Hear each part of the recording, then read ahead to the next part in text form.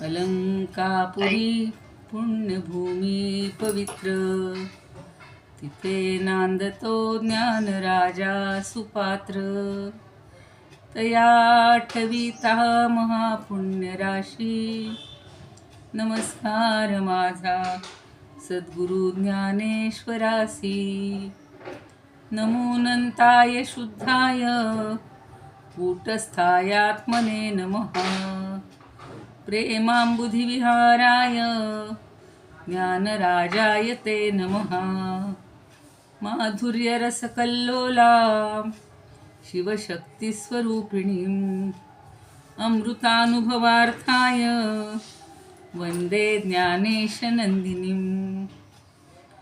ज्ञानदेव गुरु ज्ञानदेव तारू, उतरील पैल पारू ज्ञानदेव. ज्ञानदेव माता ज्ञानदेव पिता, तोडील भव व्यथा ज्ञानदेव. ज्ञानदेव माझे सोय रे धाय रे, जीवलग निर्धारे ज्ञानदेव. सेना म्हणे माझा ज्ञानदेव निधान, दाविली निज खूण ज्ञानदेवे. ज्ञानियांचा राजा गुरु महाराज, म्हणती ज्ञानदेव तुम्हाईसे. मज पामरासी काय थोरपण, पायीची वहाण पायी बरी. ब्रह्मदिक जेथे तुम्हा ओळंगणे, इतर तुलने काय पुढे. तुका म्हणे नेणो युक्तीची आखोली, म्हणून ठेविली पायी डोई. म्हणून ठेविली पायी डोई.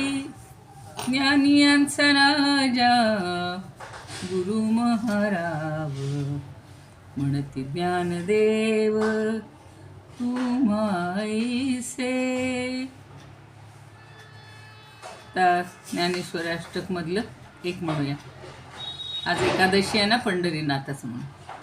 सदा पंढरीनाथ पादाब्ज भृंगम, सदा पंढरीनाथ पादाब्ज भृंगम. निवृत्तीश्वरानुग्रहात् प्राप्त तत्वम, निवृत्तीश्वरानुग्रहात् प्राप्त तत्वम. महेंद्रायणी तीर भूमौ वसंतम, महेंद्रायणी तीर भूमौ वसंतम. समाधिस्थमूर्तिं भजे ज्ञानदेवं, समाधिस्थमूर्तिं भजे ज्ञानदेवं. समाधिस्थमूर्तिं भजे ज्ञानदेवं. ज्ञानेश्वर महाराज की जय. पंढरीनाथ भगवान की जय. जय तू श्रीकृष्ण, जय तू ज्ञानेश्वर.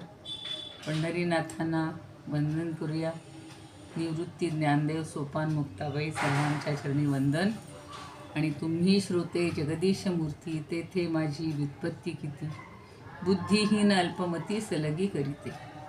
सर्वांच्या हृदयस्थ परमात्म्याला वंदन. आज आता आपण 37वी ओवी पाहणार आहोत.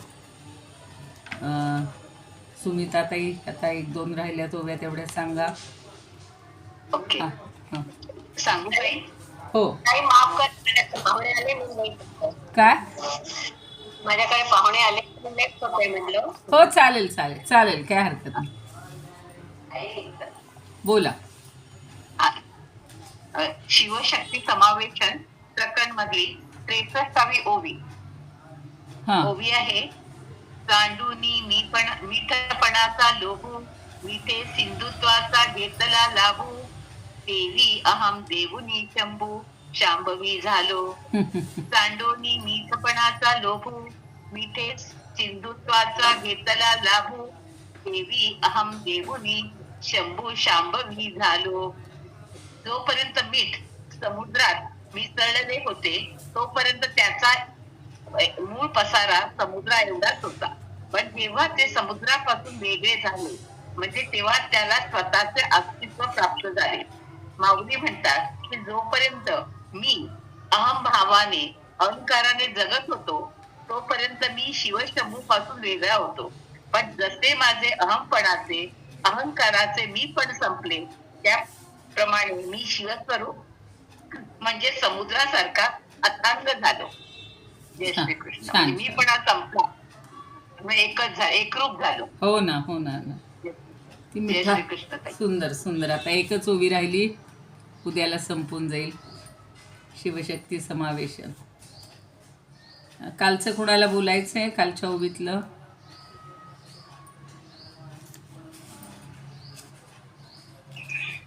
मॅडम बोला.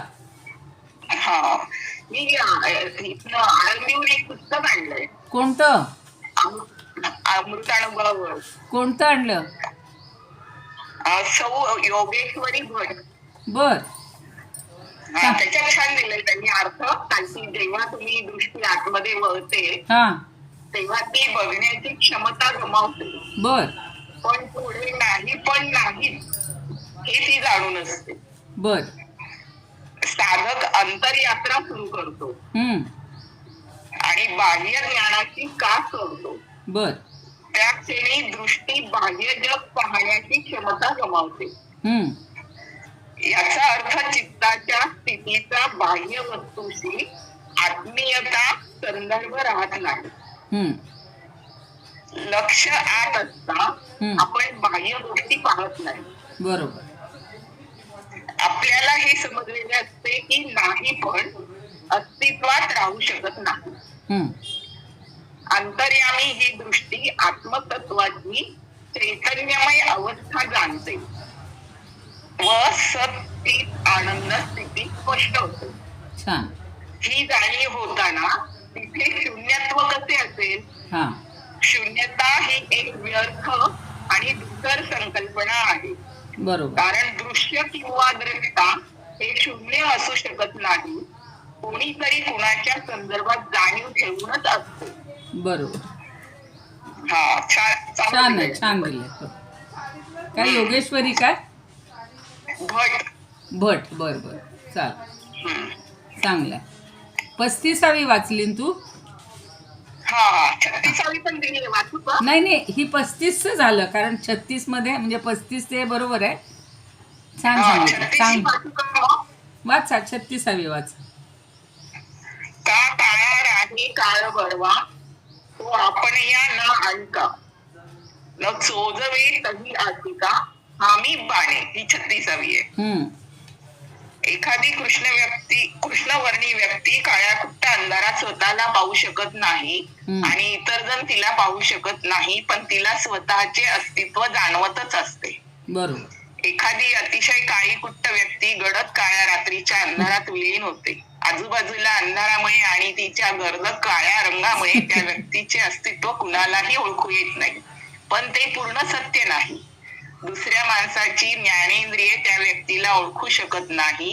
याचा अर्थ ती व्यक्ती उपस्थित नाही असे नाही. त्या व्यक्तीला स्वतःच्या उपस्थितीची जाणीव आहे, जरी ती अंधाऱ्या ठिकाणी उभी असली तरीही. म्हणून व्यक्तीच्या ज्ञान ग्रहणाची अक्षमता आत्मतत्व नाकारू शकत नाही. आत्मतत्व ज्ञानेंद्रियाद्वारे समजत नाही, म्हणून त्याचे अस्तित्व अमान्य करता येत नाही. आत्म्याची जाणीव होतच असते. बरोबर. छान. सुंदर. तुमचा आवाज बंद. प्रत्येक जण आपल्या आपल्या म्हणून आवाज बंद आहे. हो, मी तुझ्यासाठी बंद केला की तुझा मन नीट येत नव्हता. मला एको टाईप येत होता, म्हणून मग तो बंद केला. चालेल चालेल. छान आहे. आता काय आहे, प्रत्येकाने आता आपल्याकडे तर इतकी आता पुस्तकांची हे झालेली आहे, पण प्रत्येकाची दृष्टी आणि प्रत्येकाची एक सांगण्याची पद्धत ही आपल्याला छान वाटते. समजायला सोपं पडतं अनेकांचं वाचल्यानंतर. आता 37वी ओवी घ्यायची आहे आपल्याला. पहिल्यांदा पुन्हा एकदा सगळ्यांना मकर संक्रांतीच्या शुभेच्छा. समक्रम. सम म्हणजे चांगल्या प्रकारे. आता आपलं अनुभवामृताच्या मार्गाने म्हणूया किंवा अनुभवानी आपला पुढचा म्हणजे परमार्थाचा प्रवास हे संक्रमण छान होऊ देत. तिळगुळ घ्या, गोड बोला. फक्त आजच्या दिवशी गोड बोलायचं नाही आहे, तर आजपासून सगळ्यांनी निश्चय करायचा की मी कुणाशीच कधीच कटू, तिखट किंवा कडू असं कधीच बोलणार नाही, कुणाबद्दलही नाही. असा एक छान म्हणजे वसा घेऊया. असं वसा काहीतरी एक द्यायचं असतं ना एकमेकांना सौभाग्याचं वाण, तसं हे वाणच आपण समजूया. बहुतेकांनी तिळगुळ खाणं तर सगळ्यांनी केलंच असेल. एकादशी असेल त्यांनी आज गोड जेवण नसेल केलं, पण तरीसुद्धा गोड मानून घेतलं असेल, कारण भगवंताच्या सान्निध्यात जितकं राहता येईल तितकं राहायचे. आणि रेखाताई नव्हत्याच, काल परवा दिसले, त्यामुळं मला काही बोलता आलं नाही. पण म्हणलं जशी होईल तशी आपली चालू आहे भगवद्गीतेची उपासना, ती अखंड चालू राहू देत. कारण भगवद्गीता हा सगळ्याचा बेस आहे, सगळ्याचा पाय आहे. आज एका बाईंचं तुम्ही ऐकलं असेल, ज्यांनी ऐकलं असेल त्यांनी, दासबोधाच्या ग्रुपवर कीर्तन होतं आणि नुकतीच 12 तारीख त्या दिवशी मी बोलायची राहून गेले. विवेकानंदांची जन्मतिथी होती, जन्मदिन होता आणि आपण त्यांचीसुद्धा प्रेरणा ही घ्यायला पाहिजे. आणि इतक्या लहान वयात, त्यांनीसुद्धा खूप लहान वयात सगळा हा भगवद्गीतेचा सगळ्या उपनिषदांचा अभ्यास करून त्याच्यावर कितीतरी ग्रंथ लिहिलेले आहेत आणि त्याचा अनुभव किंवा अनुभूती घेतलेली होती. त्यांच्या जीवनावर आधारित आज त्यांनी कीर्तन केलं की नुकतीच आता त्यांची जन्मतिथी झालेली आणि मरावे परी कीर्ती रूपे उरावे, तनू त्या गीता कीर्ती मागे उरावी, मना सज्जना हेची क्रिया धरावी, हा त्यांनी श्लोक घेतला होता समर्थांचाच. तर खरंच ही अलौकिक लोक आपल्यामध्ये, किंवा विभूतीच म्हणायचे त्यांना, होऊन गेलेले आहेत. ज्ञानदेव जसे आहेत तसेच विवेकानंद पण आहेत. मग त्या व्यक्ती असणं किंवा नसणं, आजची आता जी ओवी घ्यायची आहे ती तशा संदर्भातच आहे की आत्ता जरी एखादी व्यक्ती दिसत नसली तरी त्यांच्या स्मरणातून, त्यांच्या गुणातून आपल्याला खूप काही घेता येतं आणि या अध्यात्माच्या प्रवासापर्यंत आपल्याला जाता येतं असं म्हणायचं. आता नुसतंच मनाने द्यायचं हे बरं वाटत नाही, पण आज 6 प्रकारे तिळाचं सेवन करायचं असतं. बहुतेकांनी केलं असेल, माझं राहून गेलं. पाण्यात टाकतात, तिळगुळ तर खातोच आपण, उठणंसुद्धा त्याचंच लावायचं असतं, पाण्यामध्येही तीळ टाकायचे असतात, तिळाचं दान करायचं आणि जितकं होईल तितकं दान म्हणून ते आपल्याकडं माणवसा द्यायची एक पद्धत आहे. तुळशीलाही द्यायचं, गाईचं दान करावं म्हणतायत, गोदान, अश्वदान किंवा कुठल्याही व्यक्तीला. आता ब्राह्मणच असं न म्हणता सत्पात्री दान जितकं करता येईल तितकं करावं, दिवस आनंदात घालवावा. आणि आजचं वैशिष्ट्य असं असतं की मोठ्यांनी लहानांना द्यायचा तिळगुळ, तोंड गोड करायचं आणि त्यांना आयुष्यभर गोड राहा म्हणून सांगायचं. आपली एक संस्कृतीच फार वैशिष्ट्यपूर्ण आहे की रोज काहीतरी त्या दिवसाला वैशिष्ट्य असतं, मोठेपण असतं आणि त्याच्यातून काहीतरी शिकण्याजोगं असतं. आता बघूया 37वी ओवी घ्यायची आहे. तैसे असणे का नसणे, तैसे असणे का नसणे, हे काहीच माणूस वाणे, हे काहीच माणूस वाणे, नसोनी असणे ठाये ठावो, नसोनी असणे ठाये ठावो, तैसे असणे का नसणे. जो विषय चाललेला आहे तो दिसत नाही म्हणून ते आहे की नाही, नाही आहे का, असणे की नसणे, हे काहीच माणूस वाणे. आणि हे मानवाच्या सगळ्या या कल्पना आहेत. माणूस वाणे म्हणजे काय, मानवाच्या मर्त्या अनुभव कल्पना आहेत. आपण मर्त्य आहोत आणि त्यामुळे आपण नाही, नसणं हे आपण मान्य केलेलं असतं, पण ते आत्म्याच्या बाबतीत लागू पडत नाही. आणि नसोनी असणे म्हणजे नसूनही असायचं, ठाये ठावो. आता 2 या ठिकाणी ठाये ठावो याचा अर्थ आहे त्याच ठिकाणी, असल्याच ठिकाणी किंवा आहे त्याच ठिकाणी. आणि अजून एक शब्द असणे आणि कुठेतरी असणे नसणे तर आहे, माणूसवाणे असं घेतलेलं आहे. माणूसवाणे म्हणजे माणूस असूनही. मनुष्याच्या ठिकाणी जे आहे ते माणूसवाणे. पण एक सवाणे शब्द कोणीतरी घेतलेला आहे, तो मला काही ह्याच्यात माणूसवाणे, हां बरोबर आहे, तिथे ते 2 शब्द आहेत खरं. काहींनी त्याला माणूसवाणेच केले, काहींनी माणूसवाणे. तर सवाणे हा एक शब्द खंदारकरांनी सांगितलेला की सोनाराच्या हत्यारातील एक चिमटा असतो, त्यामुळं माणूसवाणे असा एक शब्द घ्यायचा का माणूसवाणे असा घ्यायचा. ते खरं ते पुस्तक बघायला पाहिजे होतं. बघेन मी नंतर बघेन. तुमच्यात कसं आहे, पाठ कसा आहे? माणूसवाणे एकत्रित आहे का वेगवेगळा आहे? माणूसवाणे एकत्रित आहे, एक पण आणि त्याच्या शब्दार्थामध्ये मनुष्यासारखा भास असं दिलेला आहे. मनुष्यासारखा भास. भास, हं, म्हणजे त्याच्यासारखा अशा अर्थीच दिलेला आहे. पण सांगते ना, आता खंदारकरांचा आपण वाचू त्यावेळेला लक्षात येईल की त्यांनी सवाणे असा शब्द एक वेगळा घेतला. आता माणूसवाणे, काहींनी माणूसवाणे, एवढा नणचाच फरक आहे. तो असू शकतो, कारण तो काय काळानुसार काही शब्द असे हे झालेले. ठीक आहे, म्हणजे त्याप्रमाणे, तैसे म्हणजे त्याप्रमाणे. असणे नसणे, असणे किंवा नसणे हे काही माणूसवाणे, हे कधीच होत नाही किंवा जो होत नाही किंवा नसतोच. नसोनी असणे म्हणजे आपल्या ठिकाणी नसूनही तो असतो. ठाये ठावो म्हणजे आपल्याच ठिकाणी.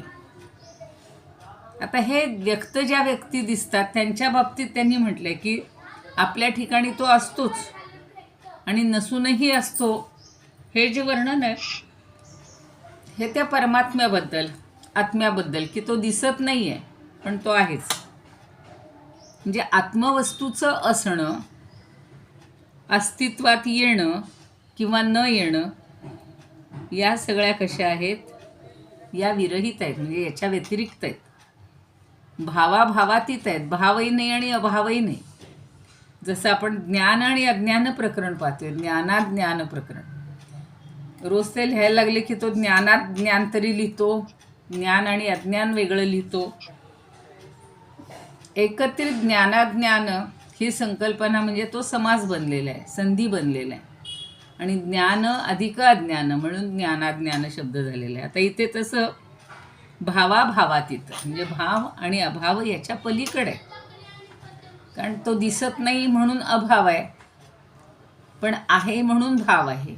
सगळीकडे त्याचं कुठल्या ना काहीतरी त्याचा आपल्याला जाण होते, जाणीव होते, त्याचा अनुभव येतो, आहे याची प्रचिती येते, आणि म्हणून भावाभावातीत आहे असं म्हणण्यापूर्वीच ते असतं किंवा तो असतो. आणि म्हणूनच आहे असं त्याला म्हणायचं. आणि नाहीच्या नंतरही तो असतो. नाही म्हणजे आपल्याला जरी दिसत नसला तरी सुद्धा तो जाणला जातो, जाणतो. म्हणजे त्याच्या ठिकाणी आहे नाही ही भाषा लागू पडणार नाही, त्याला काहीच म्हणता येणार नाही. तो नसूनच आहे किंवा असतो. आणि विषय कोटीतील नाही असा अर्थ आहे. म्हणजे असणे ह्या विषय कोटी, असणे या प्रकारातील, कोटी म्हणजे प्रकार, तर त्याच्यातला तो तशा अर्थानं नाही. आता पुरुषोत्तम देशपांडे त्यांनी तर इतकं त्याच्यावर लिहिलेलं आहे की त्या चिन्मात्र वस्तूचं असणं किंवा नसणं. काल आपण चिन्मात्र हा शब्द बऱ्याच वेळा ऐकला आहे. चित म्हणजे चैतन्य आणि त्यांनी युक्त तो चिन्मात्र. तर या चिन्मात्र वस्तूचं असणं किंवा नसणं हे काहीच न समजण्यास, मा म्हणजे नको, म्हणजे न समजण्याजोगं, त्याचं मोजमाप काही करताच येत नाही. कुठल्याही प्रमाणाने ते समजण्यासारखं नाही, म्हणजे न समजण्यासारखं असतं. ती वस्तू आपल्याच ठिकाणी नसून असण्यासारखी आहे, म्हणजे असते, आणि तिचं असणं हेच असतं. म्हणजे असणं हे असं असतं. कसं असतं की तिथे नसूनही ती आहे. इथं तुम्ही म्हणाल दाखवा बरं कुठं आहे तुमच्या ह्याच्यातलं आत्मतत्व, चैतन्य तत्व. तर ते दिसत नाही आहे. पण आपल्याला प्रत्येक बघा ना, साधं त्या हालचालीवरून अगदी छोटासा कीटक असू, बापरे,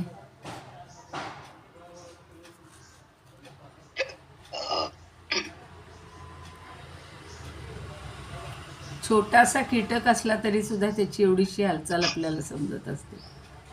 प्राणी झोपलेला असला तर त्याची बघा पोटाची हालचाल चालते. आपण सुद्धा एखाद्या अगदी शांत झोपलेल्या किंवा अगदी गप्प बसलेल्या व्यक्तीच्या जवळून गेलो तरी श्वासाचा तरी आवाज येतो, काहीतरी आपल्याला जाणीव होतेच. म्हणजे मर्त्य मानवाच्या मर्त्यानुभव कल्पना आहेत. म्हणजे आपल्या कल्पना ह्या मर्त्य असतो ह्या दृष्टीनं आहेत. पण परमात्मा आहे किंवा नाही, किंवा त्याचं असणं नसणं, हे आपल्या मर्त्य माणसाच्या चर्चेचा विषय होऊ शकत नाही. त्याच्या पलीकडचं आपण म्हणतो ना, आपण जसे आहोत त्याच्यावरनं आपण इतरांची कल्पना करतो. आपण आनंदी असलो की आपल्याला सगळं जग आनंदी दिसतं. आपण दुःखी असलो आपल्याला सगळं जग दुःखी वाटायला लागतं. आपण जर मोठ्या उदारमताचे असलो तर आपल्याला वाटतं सगळ्या जगांनी तसंच असायला पाहिजे. जर आपण कुठेतरी किंतु शूद्रपणा करत असू तर आपल्याला कळत नाही की आपला हा संकुचितपणा आहे. पण आपल्याला वाटतं सगळं जगही तसंच वागतं. तर तसं त्याचं नाही आहे. ते जिथं आहे तिथे ते आहेच किंवा तो आहेच. आणि आपल्या दृष्टीचा विषय झाला नाही म्हणून परमात्म्याचं अस्तित्व नाकारायचं नाही, नाकारणं योग्य नाही. आता काळोखात 2 उदाहरणं काळोखाची दिली होती की काळाकुट्ट अंधार असेल तरी आपल्याला समजत नाही, आणि काळ्या रंगाची व्यक्ती अंधारात असेल तरीही आपल्याला कळत नाही. पण त्या व्यक्तीला स्वतःचं अस्तित्व समजतच असतं. म्हणजे तिचं अस्तित्व केवळ दिसत नाही म्हणून ते नाकारायचं. तो दृष्टीचा खेळ झाला. पण ती व्यक्ती आहे हे तर नाकारता येत नाही. निदान काळोखातल्या त्या काळ्याभोर व्यक्तीला तरी हे ठाऊक असतं की मी आहे, बाकी सगळ्यांनी न ओळखू देत. म्हणजे त्या व्यक्तीचं अस्तित्व हे तिला स्वतःला तर माहितीच असतं. आणि म्हणून ज्ञानदेवांनी एक अभंग, नेहमी मी म्हणतो तो तर आहेच, त्याच्यासारखाच एक दुसरा अभंग आहे. म्हणजे तुझं सगुण म्हणो की निर्गुण, तसं इथं त्यांनी म्हणले, तुझं आकारू म्हणो की निराकारू, तुझं आकारू म्हणो की निराकारू, आकारू निराकारू एकू गोविंदू रे. म्हणजे आकार, साकार आणि निराकार हे दोन्ही एकच आहे. त्या गोविंदाच्या ठिकाणी म्हणजेच परमात्म्याच्या ठिकाणी हे दोन्ही गुण किंवा दोन्ही अनुभव असतात. परमात्म्याचं असणं आणि नसणं हे नेमकं असं आहे. तो आकाराने युक्त पण आहे, कारण ज्या ज्या आकारात आहे. आता आपण मनुष्य आकारात आहोत, मनुष्याच्या रूपात आहोत, म्हणून ते परमात्मतत्व असं इथे आपल्या रूपात आहे. झाडं असतील, वेली असतील, पक्षी असतील, प्राणी असतील, त्यांच्या रूपात तसा आकार आहे त्याला, किंवा आणि तसा असूनही तो निराकार आहे. म्हणून आपण त्याला नाकारू नये, नाकारणं योग्य नाही. कारण तो जरी दृष्टीचा विषय नसला तरी तो ज्ञानविषयानं पुन्हा पुन्हा अनुभवता येत नसला तरी त्याचं अस्तित्व चिरंतन आहे. तुम्हा आम्हाला तारीख आहे, तिथी आहे, इतक्या तारखेला इतक्या साली जन्म झाला, इतक्या वेळेला झाला. कुणाचा पहाटे होतो, कुणाचा दुपारी होतो, कुणाचा रात्री होतो, कुणाचा मध्यरात्री होतो, असं सगळं आहे. तसं त्या भगवंताचा किंवा परमात्म्याचा जन्म त्याची हे सांगता येत नाही. तिथीवार नक्षत्र काही सांगता येत नाही. तो सदैव स्थिर आहे आणि केवळ तो आपल्या ज्ञानशक्तीच्या कक्षेबाहेर आहे. आपली मर्यादाच कमी आहे ना. आपल्यावरून आपण जग तोलत असतो, मोजत असतो. मगाशी म्हणलं तसं की माझी जशी दृष्टी आहे, माझी जशी बुद्धी आहे, तसं मी जगाकडे बघत असते किंवा बघत असतो आपण. मग आता तो कसा आहे? आकाशा इतका व्यापक आहे, अपार आहे. त्याचं अस्तित्व जाणीव आणि नेणिवेच्या पलीकडं आहे. इतकं सगळं आता हळूहळू ज्ञान आणि अज्ञानातला फरक आपल्या लक्षात येतो. म्हणून अमृत अनुभवामध्ये काय म्हणतात? आसनं चास्य मानुष्य सदृशं नहि सन्मात्रैकस्य स्वरूपेण केवलं चित्प्रकाशकम्. आता आसनं चासनं, च असं आसन म्हणजे असणं, आणि चासनं च आसनं, पुन्हा असणं आणि असणं. च अस्य म्हणजे याचं. मानुष्य सदृशम नाही, माणसासारखं त्याचं नाही आहे असणं आणि नसणं. सन्मात्रैकस्य स्वरूपेण, ते सन रूपानं आहे. सत म्हणजे सत्य रूपानं, सन्मात्र रूपेण म्हणजे सत्य रूपानं आहे, स्वरूपानं आहे. आणि चित प्रकाशक आहे, चैतन्याचा प्रकाश आहे. आता कोणतरी मगाशी म्हणलं ना की स्वामी विवेकानंदांना एवढी वाहवा का झाली तिथे? तर त्यांच्या चेहऱ्यावरच एक तेज होतं. कोपऱ्यात जाऊन बसले होते, त्यांना असं वाटलं की आता आपल्याजवळ काही आयडेंटिटी नाही, काही नाही, सगळं त्यांचं हरवून गेलं.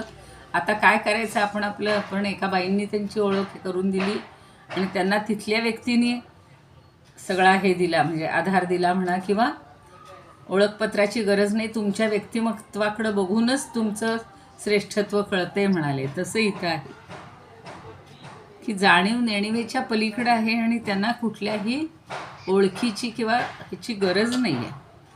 म्हणून काय म्हणतात? तैसी वस्तू भावाविरहित. ही वस्तू कशी आहे? नेहमी रोज सांगते, लक्षात ठेवा.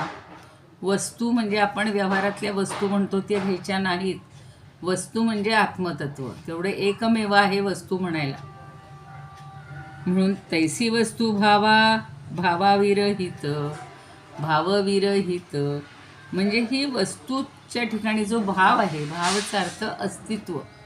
आपण भाव म्हणजे किंमत घेतो, काय भावानं आणलं तो भाव नाही इथे अस्तित्व हे अर्थ घ्यायचं आहे. भावातीत स्वयंसिद्ध, त्याला भावही नाही आणि अभावही नाही, ते स्वयंसिद्ध आहे. त्याला दुसरं कोणी सांगायची गरज नाही. जशी आता ओळख द्यावी लागते, बाबा नव्या देशात नव्या गावात जायचं असेल तर काय काय आपल्याला सांगावं लागतं, तसं नाही.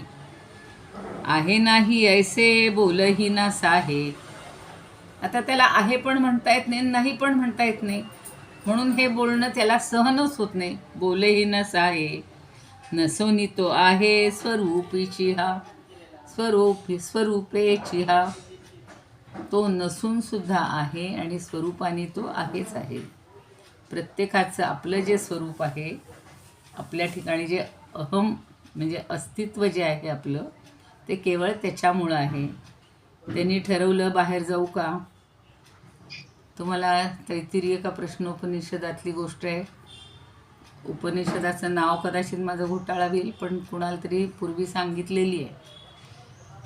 ही पंच ज्ञानेंद्रिय आणि प्राण किंवा या सगळ्यांमध्ये एकदा वाद लागतो, भांडण लागतं, आणि प्रत्येकजण म्हणतो की माहिती आहे ना, माहिती आहे ना हे? हां, सांगा, माहिती असेल तर सांगा. नाही ना? बरं, ठीक आहे. तर या 5 पंच ज्ञानेंद्रिय आणि प्राण यांच्यामध्ये भांडण लागतं, आणि प्रत्येकजण 5 इंद्रिय काय म्हणतात? प्रत्येकजण म्हणतो बघा, घरात 5 भावंडं असतील तर अशीच भांडत असतात. 5 माणसं मोठी असली तरी भांडत असतात की मी श्रेष्ठ आहे, मी आहे म्हणून हा घरचा, मी आहे म्हणून संसार आहे. बाई काय म्हणते? मी आहे म्हणून सगळे जेवतायत, सगळ्यांचं चाललंय व्यवस्थित, मुलांची शाळा चालली, नवऱ्याची ड्युटी चालली, सासू सासऱ्यांची सेवा चालली, मी आहे म्हणून.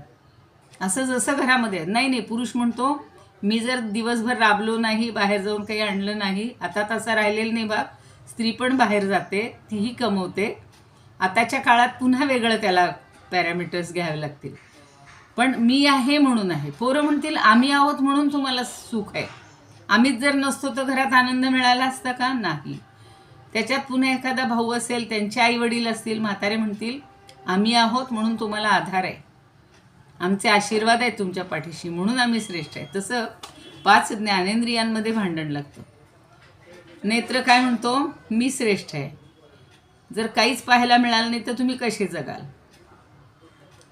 ठीक आहे, भांडण लागतं म्हणतात. मी 1 वर्षभर बाहेर जातो.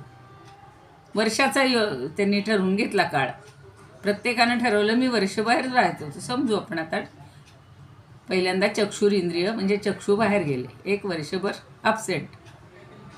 काय नाही, सगळ्यांचं व्यवस्थित जिथल्या तिथं चाललं. आला तो वर्षांनी परत. म्हणे काय झालं, कसे राहिलात. काही नाही म्हणे, आम्ही आंधळ्यासारखे राहिलोत, काही आम्हाला फरक पडला नाही. आम्ही चापसत सगळं बघितलं बरं का. म्हणजे त्याला कळलं की आपल्यामुळं काही अडत नाही. आता श्रोत्रेंद्रिय ते गेलं 1 वर्षभर बाहेर. आता लोकांनी काय केलं, जसं डोळे नसताना हे राहिलं तसंच बहिऱ्या माणसासारखे ते राहिले.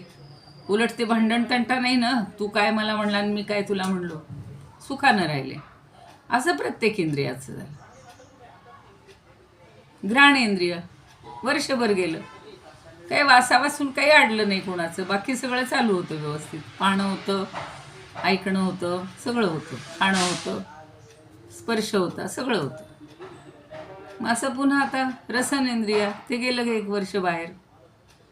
मग आता काय करणार, काही ज्या त्या रसाची कुठली काही अडलंच नाही. जे असेल ते म्हणजे आपल्याला सोजले असतात. नाही तर आज एकादशी आहे, मग हे नको, मग ते नको, ते नको. सणाचं मला हीच पोळी पाहिजे, कोण म्हणतं पुरणपोळीच पाहिजे, कोण म्हणतं गुळाची पोळीच पाहिजे. वर्षभर काही अडलं नाही. स्पर्शेंद्रिय त्वगिंद्रिय ते वर्षभर गेलं, काही फरक पडला नाही. आले काही नाही म्हणे, संज्ञावरही विरहित आम्ही राहिलो व्यवस्थित. मग आता प्राण जो आहे तो प्राण म्हणतो मी आता 1 वर्षभर जातो बाहेर.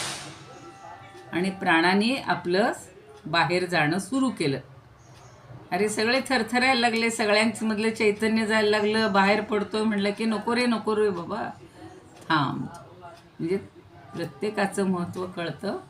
पण प्राण म्हणजे हा जर आपण आत्मा म्हटलं तर तो जर निघून गेला तर आपल्याला काही आहे का, हो काही नाही आहे. तसे इथं सांगतात, आहे नाही ऐसे बोलही ना साहे, नसोनी तो आहे स्वरूपेची.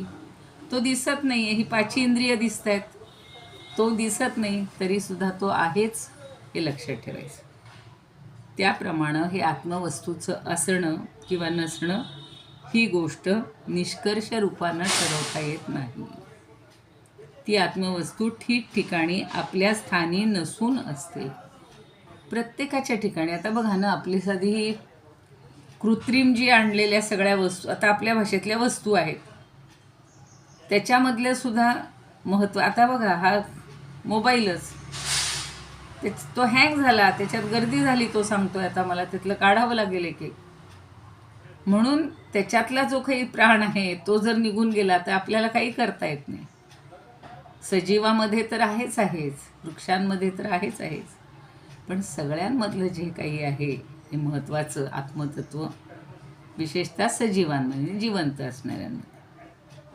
म्हणजे असणं आणि नसणं हे द्वैताधिष्ठित आहे, मानवी आकलनाच्या पलीकडचं आहे. आणि तिथं द्वैत असत नाही, म्हणजे अद्वैत आहे खरं म्हणजे तिथं. आणि त्याचं जे स्वरूप आहे ते सदा सर्वदा सज्ज असतं. आता आपण म्हणतो मी पहाटेपासून उठली आहे, आता थकले बाबा, आता थोडा वेळ झोप पाहिजे, विश्रांती पाहिजे, किंवा खूप वेळ उपवास काढला आहे, आता काहीतरी खायला पाहिजे. तसं याला काहीच नाही हो. ते सदा सर्व काळ, म्हणजे आपण 3 त्रिकाळ म्हणतो तसं हे 8 प्रहर म्हणतो, तसे हे आत्मतत्व असं कधी थकतं का हो. ते सदा सर्व काळ सज्जच असतं, असं छान सांगितलेलं आहे. ही 37वी झाली ना, 37वी. आता 38वी उद्याला घेऊया, आज फक्त वाचून ठेवूया. निर्मळपणी आपुला आकाशाचा संचू विराला, तो स्वये असे पुढीला काही ना की. नेहमी आत्मतत्वाला आकाशाचंच वर्णन किंवा त्याच्याशी सादृश्य दाखवलं जातं. आता ते आपण उद्या पाहूया. काय काय केलं कोणी कोणी आज सणाचं जायचं असतील ना, हळदी कुंकू अमुक तमुक, म्हणून आज थोडं लवकर आवरायचे ना. ताई हो ताई मी पहिल्यांदा तुम्हाला म्हणजे सर्वांना संक्रांतीच्या शुभेच्छा देते खूप खूप. हो, द्या द्या द्या. आणि आम्ही काल आलो बरं का ट्रिप वरून. हा काल आलो. तेच आम्ही उत्सुकता होतीच कशी झाली ट्रिप तुमची. चांगली झाली ना? काल आलो आणि काय झालं मी 10 मिनिटात मला सापडला क्लास. बर बर. आणि शेवटी इथं कोणतरी हाक मारायला म्हणून मी बाहेर गेले. त्यामुळे हा. शेवटी तुम्हाला काही म्हणजे बोलतात नाही असू दे, आज बरं झालं ना. आजच्या चांगल्या दिवशी तुमचंही अभिनंदन, शुभेच्छा. छान झाली ट्रिप, चांगली झाली. चांगलं आहे चांगलं. अयोध्येला दर्शन वगैरे सगळीकडे व्यवस्थित मिळालं. हो छान झालं. हो छान सुंदर. व्हीलचेअरने गेलो आम्ही. हो wheelchair करून देतातच, गेलो होतो. ज्येष्ठ नागरिकांना हो. व्हीलचेअरवरनच देतात. बरं आहे. हे देतात. चांगल्या हो. सोयी केल्यात आता ह्या मोदींच्या काळात. सगळीकडे हो. सोयी चांगल्या झाल्या. नाही, छान झालं. अगदी अयोध्येला गयेला श्राद्ध केलं आम्ही याला हो. गयेला. चांगलं परत आहे. अयोध्येला केलं, आपल्या काशीला केलं. हो चांगलं आहे चांगलं आहे. आणि ह्याला आपल्या प्रयागराजला वेणीदान केलं. हो वेणीदान करतात बरोबर. दुग्धदान. ते याच्यातच नावेतच करतात सगळं. नाही त्यांनी त्यांच्या घरी केलं गुरुजींनी. हो आणि का? नावेमध्ये जाऊन हे सोडले केस. अच्छा अच्छा बर बर. हा असं केलं त्यांनी. चांगलं आहे की चांगलं आहे. हार वगैरे सगळं. छान. चला अभिनंदन. कसं काय झालं गेट टुगेदर? सुंदर. खूप खूप छान झालं. खूप छान झालं. खूप छान झालं. हो का? आम्ही फोटो बघितले, हा चांगलं झालं. फोटो पाहिले. कमी लोक होते, बऱ्याच जणांच्या आठवणी आल्या, पण आता काय करणार. हो ना. आता पुढच्या वर्षी आहे का? संपवलं आता. नाही म्हणतात ठेव. ते म्हणे 2 माणसं राहिली तोपर्यंत करायचं म्हणे. अरे बापरे. एवढी जिद्द आहे त्यांना. चला आपण प्रार्थना म्हणूया मग बोलूया. चला पुन्हा एकदा सगळ्यांना शुभेच्छा. सौभाग्याचं वाण आहे हे, संस्कृतीचं वाण आहे, सम्यक वाण. सर्वांना मकर संक्रांतीच्या शुभेच्छा. हो ना आता असंच देते. तिळगुळ सगळ्यांना घ्या. हो ना. डबा नुसता दाखवून काय उपयोग. डबा नुसतं दाखवून काय उपयोग. नमस्कार करते. करा सगळ्यांना नमस्कार माझा पण. मिळाला नमस्कार करते. त्या हो चालेल. आज त्या नवीन ताई यायच्या होत्या, त्या आल्या का? प्रतिभाताईंच्या मैत्रीण. नाही त्या उद्यापासून येते म्हणल्या. इदमुपकर्तुं भुवन मंडलम समुदितमिव भास्करम सादरम वंदे ज्ञानेश्वरम. त्रिभुवनमाता भगवद्गीता लोकमंगला लोकविश्रुता लोकहितं संततं ध्यायता येन ज्ञानेश्वरी विरचिता श्रुत्वा प्राकृतहिरं सादरं वन्दे ज्ञानेश्वरं सादरं वन्दे ज्ञानेश्वरं. गीताशास्त्रं वाम्बुधिकल्पं नवन्तदीयं वयःपचाल्पं विषयविपदां भ्रात्यमनल्पं वाग्यज्ञेन च येन भूषितं सरस्वती मंदिरं सादरं वन्दे ज्ञानेश्वरं सादरं वन्दे ज्ञानेश्वरं. यत्र शारदा कृपाप्रसादः यस्य श्रवणात् परमानन्दः निहितो यत्रामृतनिःस्यन्दः काव्यतत्त्वयोः कृतवन्तं तत् रसायनं मधुरं सादरं वन्दे ज्ञानेश्वरं सादरं वन्दे ज्ञानेश्वरम्. आरती ज्ञानराजा महाकैवल्य तेजा सेविती साधू संत मनुवेधला माझा. आरती ज्ञानराजा लोपले ज्ञान जगी हित नेणती अवतार पांडुरंग नाव ठेविले ज्ञानी आरती ज्ञानराजा. कनकाचे ताट करी उभ्या गोपिका नारी, नारद तुंबरू हो सामगायन करी आरती ज्ञानराजा.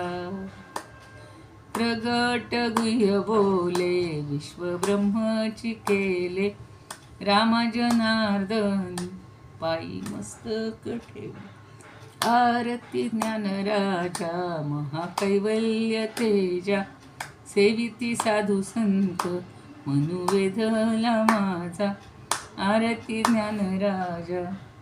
ज्ञानेश्वर महाराज की जय. पंढरीनाथ भगवान की जय. जय तू श्रीकृष्ण, जय तू ज्ञानेश्वर. चला पुन्हा एकदा सगळ्यांना उरलेल्या काळासाठी दिवसासाठी शुभेच्छा. उद्या भेटूयात.